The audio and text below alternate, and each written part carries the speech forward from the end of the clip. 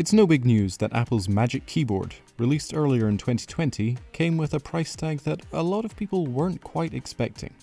It's also no big news that third-party manufacturers were quick to jump on the trend and produce their own low-budget versions of the keyboard. While third-party answers range from pretty good to, well, not so great, it seems everybody wanted a piece of that iPad trackpad action. I found one of these cheap variants by a company named Jellycomb, and I wanted to see how it could hold itself up. And of course, I wanted to see the quality of the unboxing. I realised I did just unbox it backwards, so we're going to try that again. There we are. Nicely presented, it's in nice wrapping, it's very minimal, there's not too much junk going on. I hate it when packaging comes with a lot of extra wrapping and stuff that you really don't need. And it's a waste of paper as well, but this isn't too bad. Yeah, 6 out of 10. Alright, and there's our case. Very nice. Okay, immediate thoughts. I barely even touched it and it's already picking up some fingerprints. So this material is it'd be very prone to greasy skin, so you want to be careful with that. We've got a user manual. It'd be pretty straightforward. And another user manual. Open the product, move the keyboard, place, yeah, I think I can work that one out. The only other thing included in the box was the charging cable. But here's the thing that caught me somewhat off guard. It's USB Type-C. It's quite the breath of fresh air to see a Type-C cable included in a budget product like this. They could have easily gone with the much cheaper and easier to produce micro USB port, but I have to give it to them for putting in the effort here. So here it is. Let's put this to the side and we'll see what it's like underneath. Again, very nice packaging. I do like that. And here's the keyboard itself. Now this does detach magnetically.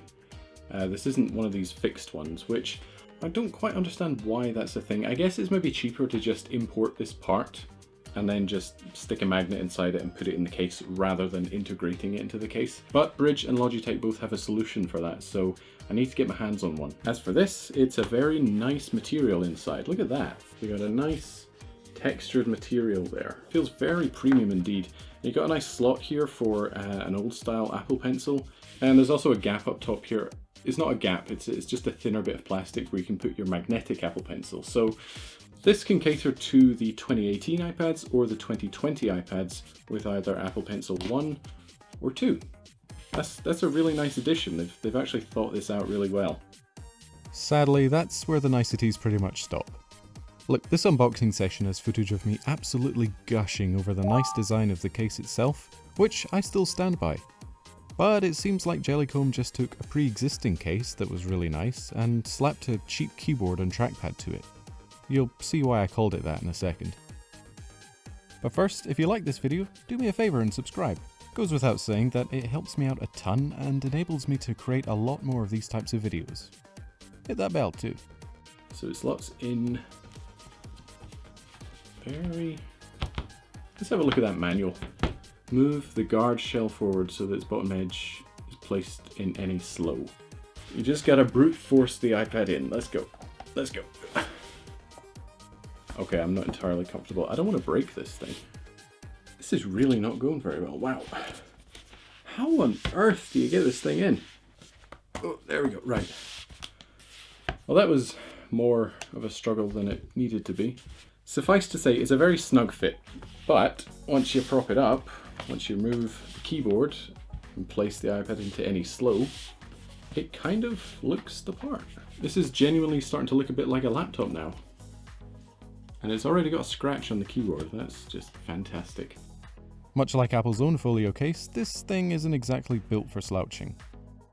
If you want to use this in any meaningful way, then you better stick it on a desk, because this is not one for flexibility. And even when you are using this thing at a desk, don't go in expecting the most premium typing experience. You'll see me mention in a second about the plastic material swarming this keyboard, but from the keys themselves to the star of the show, the trackpad, it overall just feels like a subpar experience, unfortunately. While not being the worst keyboard I've ever tried, the keys are a little unsatisfying and it's overall a bit rattly, and the trackpad itself leaves a lot to be desired. I mean, if you're paying for the cheapest iPad case with a trackpad, you're not going to expect severely premium quality, but this material just isn't fantastic. There's a bit of flex in there, but again, it's very thin. It's all plastic. There's no metal in this whatsoever. But I want to see what the experience is like. I've never actually used an iPad trackpad before. Okay, I've noticed we're not getting inertia scrolling. I'm not sure if that's a thing with the trackpads in general, but we're not getting any inertia scrolling whatsoever. It's actually kind of stuttery. Again, I don't know about the other trackpads, but the sensors in this just don't feel right. I think for the price tag, this is just £40, I think for the huge reduction in price, you're getting pretty much exactly what you paid for here. But along with the case, another positive note about this is the fact the keyboard comes with a host of colours. While there's no RGB patterns, sorry Linus, it's still nice to have that touch of personalisation. The row of function keys along the top complement this nicely, as you don't have to go stumbling through Apple's clunky iOS menu in order to change the brightness. What I really like here and what I want to praise is the actual case itself. The case itself, I hate to say it, is better than the keyboard. Premium material, once your iPad is in there, it feels like it's in there for good, and it's nice and thick, so it's not going to break if you drop it. Now, is it worth buying? If you're desperate for a trackpad, then sure, it does the job, and you certainly get what you pay for here. But if you can afford to spend just £100 extra, then you might as well buy Bridge's or Logitech's answers to Apple's question. Those keyboards answer with knowledge and integrity, while this thing answers with an indifferent, passive-aggressive tone.